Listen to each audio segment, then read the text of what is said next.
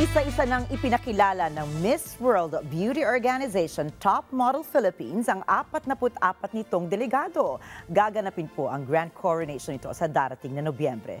Si Mark De La Rosa para sa detalye.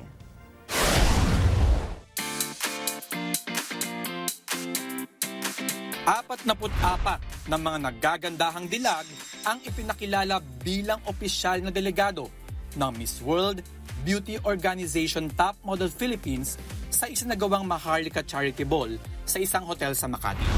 Pinangunahan ito ng CEO at Chairman ng Maharlika Productions Incorporated na si Miss Faith C. Recto. Kasama ng National Director nito na si Mr. Dudes Domingo. Ang news anchor ng Mata ng Agila Primetime na si Miss Emma Tiglao ang nagsilbing host ng naturang sashing ceremony. Ang Grand Crown ay dinisenyo mismo ni Miss Faith at inireveal kasabay ng pagbubukas ng 30th edition ng Top Model of the World na mangyayari sa Maynila. Now we have a new national director, a new license holder since this year for the Top Model of the World, which is Maharlika Productions.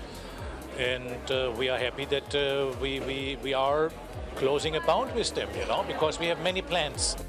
Ang pondo na makukuha mula sa sponsors at partners ng naturang pageantry ay gagamitin para sa kanilang advokasya.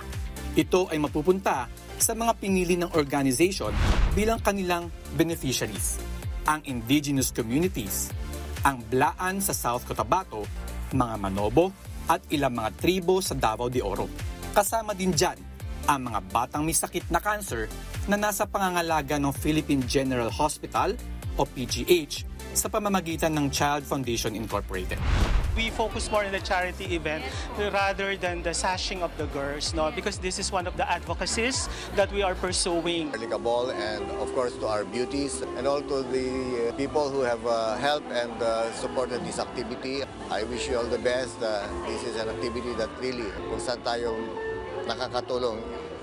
Beauty is not really in tinatawag natin na ganda, but also in the act of kindness that we do. Gaganapin ang Grand Coronation ng Miss World Beauty Organization Top Model Philippines sa buwan ng Nobyembre.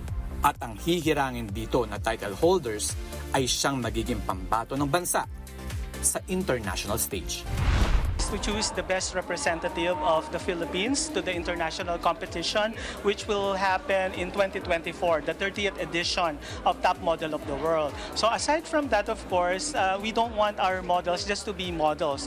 We want them to be models in the real essence of the word. So that's why we have these advocacies and charity project. Mark De La Rosa, para sa Mata ng Agila. Matatag, matapang, matapat.